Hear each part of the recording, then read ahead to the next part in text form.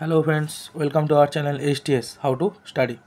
চলো আজকে উপপাদ্য 33 নিয়ে আলোচনা করব, যেটা ক্লাস 10-এর। এটাও একটা ইম্পর্টেন্ট উপপাদ্য তোমাদের ফার্স্ট সামেটিভের জন্য। তো কী বলেছে, যে ব্যাস নয় এরূপ কোনো জ্যাকে যদি বৃত্তের বিন্দুগামী কোনো সরলরেখা সমদ্বিখণ্ডিত করে, তাহলে ওই সরলরেখা ওই জ্যায়ের উপর লম্ব হবে। অর্থাৎ একটা বৃত্ত আঁকবো, সেই বৃত্তর একটা জ্যা আঁকবো যেটা ব্যাস নয়। আমরা জানি যে বৃত্তের ব্যাস হচ্ছে সর্ববৃহত্তম জ্যা।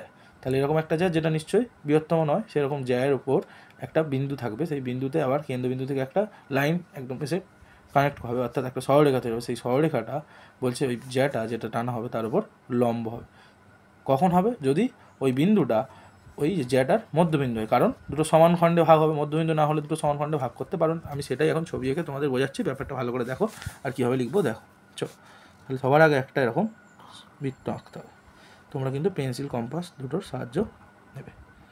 দেখো, তাহলে এটা ধরো ও কেন্দ্রীয় একটা বৃত্ত। এবার ব্যাস নয় এরূপ একটি যা, তাহলে ব্যাস তো না, তাহলে নিশ্চয়ই ধরো পরিধিতে উল্টো দিকে একে অপর উল্টো দিকে দুটো বিন্দু এ আর বি নিলাম, নিয়ে একটা কানেক্ট করে দিলে কী হবে, একটা জ্যা তৈরি হবে। তাহলে এ বি একটি জ্যা, যেটা ব্যাস নয়।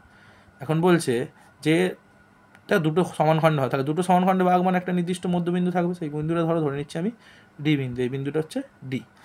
এখন বলছে যে ও কেন্দ্র থেকে কেন্দ্রবিন্দুকে আমি একটা সরলরেখা, ধরো এই বিন্দু থেকে এই বিন্দু যদি জুড়ে দিই একটা কী পাবো, সরলরেখা পাবো। সোজা যদি জুড়ে দিই, তাহলে এই সরলরেখাটা বলছে এ বি এর ওপর লম্ব হবে, এ এর ওপর লম্ব হবে।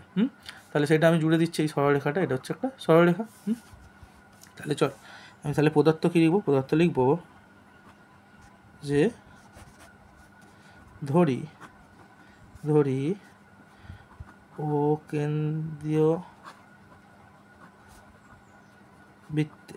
কেন্দ্রীয় বৃত্তের ব্যাস নয় এরূপ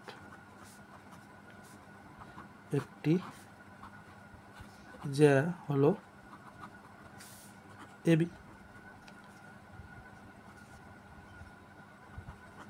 এবং ডি এবি এর মধ্য বিন্দু, ডি এবি এর মধ্যবিন্দু। অর্থাৎ এডি আর ডিবি, এটা মধ্যবিন্দু হলে এটা সমান হবে নিশ্চয়ই, মাঝখান থেকে ছেদ করেছে না, তাহলে মানে ভাগ করবে, এডি আর ডিবি সমান, অর্থাৎ এডি আর ডিবি সমান। এবার তুমি এটা লিখতেও পারো যে ও থেকে একটি সরলরেখা টানা হলো যা ডি বিন্দুতে ছেদ করেছে। যেটি হলো কেন্দ্রবিন্দুগামী একটা সরলরেখা। হ্যাঁ, তাহলে এবার লিখে দাও ওডি। লিখতেও পারো, এটা না লিখলেও হবে, সমস্যা নেই, তুমি লিখতেও পারো। ওকে, চলো এবার কি প্রমাণ করতে হবে। তাহলে প্রামাণ্যটা কি? প্রামাণ্যটা বলছে যে এই ওডিটা এই এ বি এর ওপর লম্ব হবে। তাহলে প্রামাণ্য লিখে দাও ওডি। লম্ব চিহ্ন কী হয়, উল্টো দিকে পুরো টি এর মতো একটা লাইনের উপর একটা লাইন সোজা হয়ে দাঁড়িয়ে আছে, একটা অনুভূমিক, একটা এই তোমার একটা সমান্তরাল, একটা অনুভূমিক, ঠিক আছে, উলম্ব। তাহলে একটা উলম্ব একটা অনুভূমিক, তাহলে এটা অনুভূমিক এটা উলম্ব, তাহলে ওডি লম্ব এবি, অর্থাৎ কি বলবো, ওডি এবি জ্যা এর উপর লম্ব। আর যেখানে এটা লিখেন, অর্থাৎ এডি ডিবি ওডি কেন্দ্রবিন্দুগামী সরলরেখা, এটুকু লিখে দাও, কেন্দ্রবিন্দুগামী সরল রেখাংশ। ঠিক আছে, এটা অ্যাড করে নিলে তাহলে প্রামাণ্য হয়ে গেল। এবার অঙ্কন না হলে আমি এখানে কিছু বুঝতে পারবো না, কারণ দেখতেই পাচ্ছ এখানে কোনো ক্লু নেই আমাদের। তাহলে ক্লুটা বের করতে গেলে আমাদের অঙ্কন করলে যদি এ আর বিওকে যুক্ত করি, সঙ্গে সঙ্গে দেখো দুটো ত্রিভুজ তৈরি হবে, এবং এই ত্রিভুজ দুটো যদি সর্বসম দেখাতে পারি, তাহলেই আমার কোণ সব অনুরূপ কোণ হয়ে যাবে, বাহুগুলো অনুরূপ বাহু হয়ে যাবে, যে আমরা জানি সেগুলো তাহলে করতে পারবো। তাহলে অঙ্কন কি, এ ও বিও যুক্ত করলাম। এবার প্রমাণে আসো। তাহলে প্রমাণ করতে গেলে দুটো ত্রিভুজ নিতে হবে। এখানে দেখতেই পাচ্ছি দুটো ত্রিভুজ তৈরি হয়েছে, একটা হচ্ছে ত্রিভুজ এওডি, একটা ত্রিভুজ বিওডি। তাহলে ত্রিভুজ এ ও ডি ও ত্রিভুজ বিওডি এর কী আছে, কী সমান দেখি। দেখো এও আর বিও সমান, কারণ এটা কি কেন্দ্র থেকে পরিধির ওপর এসে একটা বিন্দুতে এসে এই সরলরেখাটা তৈরি হয়েছে। এখন এই কেন্দ্র থেকে এই সরলরেখাগুলো, এই পুরো বৃত্ত সব কটা সরলরেখা সমান হবে, কারণ এগুলো কি এক একটা ব্যাসার্ধ। তাহলে লিখবো কি এও সমান বিও, কারণ কি একই বৃত্তের ব্যাসার্ধ। আচ্ছা, এরপর দেখো এডি আর ডিবি সমান, কারণ এটা প্রদত্ত বলেই দেওয়া আছে। এডি আর ডিবি কী হবে, এই যে সমান হয়ে যাবে, এডি আর ডিবি সমান, কারণ মধ্যবিন্দু ডি। তাহলে এডি সমান ডিবি, লিখে দেবো ডি এবি এর মধ্যবিন্দু, ডি এবি এর মধ্যবিন্দু। আর একটা জিনিস দেখো কমন, এই ত্রিভুজটারও দেখো ওডিটা কমন, এই ত্রিভুজেরও ওডি কমন। তাহলে ওডি হচ্ছে সাধারণ বাহু, ওডি সাধারণ বাহু, দুটো ত্রিভুজেরই সাধারণ বাহু। তাহলে কি দেখা যাচ্ছে, এটাও একটা বাহু, এটাও একটা বাহু, তাহলে বাহু বাহু বাহু, অর্থাৎ তিনটে বাহু সত্ত্বে কি, তিনটে বাহু সমান হয়ে গেলে তাহলে ত্রিভুজ দুটো কি সর্বসম হয়। লিখতে পারে অতএব ত্রিভুজ এ ও ডি সর্বসম ত্রিভুজ বি ও ডি। কী সত্ত্বে, তাহলে বাহু বা ইংরেজিতে লিখে সাইড এস শর্তে, বাহু শর্তে এটা কী হলো সর্বসম। তাহলে যেহেতু সর্বসম, তাহলে এদের কি এই বাহুগুলো সব তো সমান, আর তো কোণগুলোও তাহলে সমান হবে। তাহলে এই কোণটা আর এই কোণটা দুটো কোণে কী হবে, সমান হবে। লিখতে পারি কোণ ওডিএ আর কোণ ওডিবি কী হবে, সমান হবে। তাহলে কোণ ওডিএ, এই যে ওডিএ এই কোণটা, আর কোণ ওডিবি এই কোণটা সমান পড়ো কি, অনুরূপ কোণ। কারণ একটা ত্রিভুজকে একটা ত্রিভুজের উপরে রাখি যদি আমরা, তাহলে একে অপরকে মানে একটা তলারটাকে দেখা যাবে না সর্বসম বলে।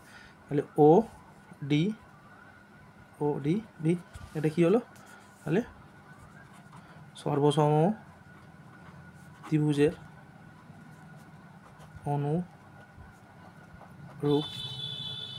অনুরূপ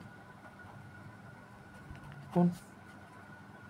এখন একটা বোঝার জিনিস আছে, একটু ভালো করে দেখো, এই দুটো কোণ অনুরূপ কোণ। এখন দেখো ওডি এবি এর ওপর দাঁড়িয়ে আছে দণ্ডায়মান। এখন একটা লাইনের উপর দাঁড়িয়ে আছে, আর তার দুটো পাশে দুটো কোণ তৈরি হচ্ছে, সেই দুটোর মান কি সমান। আমরা জানি একটা লাইন মানে এটা একটা সরলরেখাংশ, তার মোট কোণ কত হয়, এক পাশের কোণ 180 ডিগ্রি। তাহলে 180 ডিগ্রি কোণটাকে একটা দণ্ডায়মান লাইন সমান সমান খণ্ডে ভাগ করছে। তাহলে 180কে সমান সমান খণ্ডে ভাগ করা একভাবেই পসিবল, সেটা কি 90 আর 90। তাহলে আমরা জানি একটা 90 ডিগ্রি কোণ মানে কি সমকোণ।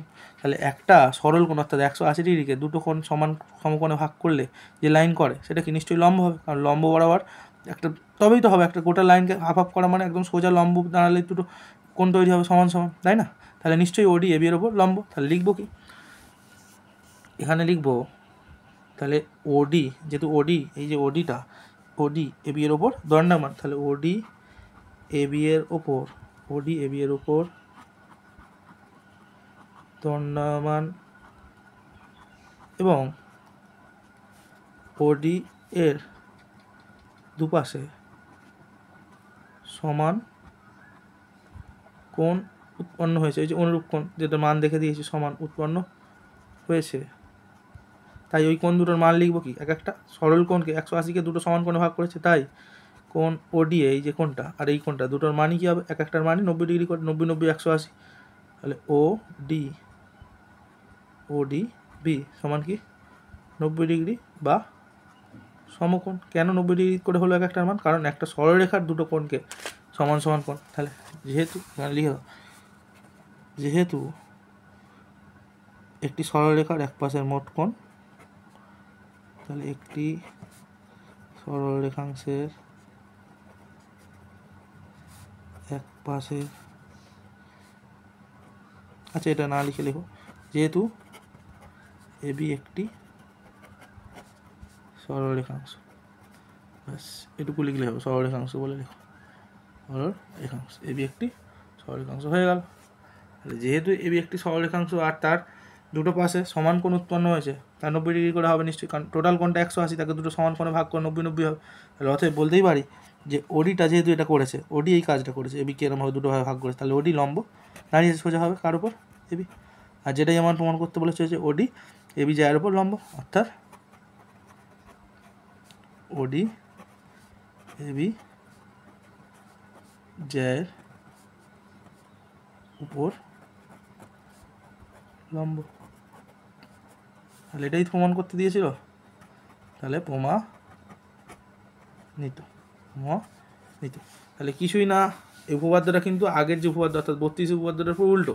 সেখানে বলেছিল যে একটা যদি লম্ব এরকম হয় যেটা জ্যায়ের উপর দাঁড়িয়ে আছে, সেটা কী করে, জ্যাকে দুটো সমান খণ্ডে ভাগ করে। আর এটাই বলেছে যদি জ্যাটা দুটো সমান খণ্ডে ভাগ হয়ে থাকে, তাহলে জ্যায়ের উপর যদি কেন্দ্রবিন্দু থেকে একটা সরলরেখা এসে ঠেকে, তাহলে নিশ্চয়ই ওই জ্যাটা সমান খণ্ড হলে তাহলে সেই সরলরেখাটা নিশ্চয়ই একটা লম্ব হবে, পুরো উল্টো। তাহলে কি এই একইভাবে প্রসেসে করা হলো, দুটো সর্বসমতার শর্ত অনুযায়ী দুটো ত্রিভুজ তৈরি করা হলো, সেই ত্রিভুজ থেকে দেখা গেল দুটো কোণ এখানে অনুরূপ কোণ সমকোণ হয়েছে, কারণ একটা সরলরেখার মোট কোণ এখানে 180 ডিগ্রি, তাকে দুটো ভাগে ভাগ করেছে 90-90, আর যে সরলরেখা 90-90 ভাগ করে একটা সরলরেখার মোট কোণটাকে, তাহলে সে তো অবশ্যই লম্ব হবে না, বোঝাই যাচ্ছে, এপারে 90 এপারে 90, তবে তো 180, তাহলে ওডি এবির ওপর লম্ব, আচ্ছা ওডি এবি যার উপর লম্ব, এটাই প্রমাণ করতে দেওয়া ছিল। যাই উপপাদ্যটা ভালো করে দেখো, দেখলে বুঝতে পারো উপপাদ্যটা কিন্তু একটা ইম্পর্টেন্ট উপপাদ্য, ভালো করে করো ফার্স্ট সামেটিভের জন্য। ওকে, যদি কোনো বুঝতে অসুবিধা হয় আরেকবার দেখো, দেখলে ভালো করে বুঝে যাবে। ওকে, আশা করি তোমাদের সব ক্লিয়ার হয়ে যাবে। এই টোটাল 6টা উপপাদ্য ছিল, যেটা তোমাদের ফার্স্ট সামেটিভে প্রত্যেকটা স্কুলেই সাধারণত থাকে। তো এই প্রত্যেকটা উপপাদ্যই আমি আপলোড করে দিলাম আপাতত ফার্স্ট সামেটিভের জন্য, তোমরা দেখো ভালো করে উপপাদ্য 38, 32, 33 খুব ভালো করে দেখো, 34টাও সঙ্গে। আশা করি তোমরা উপপাদ্য ঠিক কমন পেয়ে যাবে। ওকে, আজকের মতো টাটা।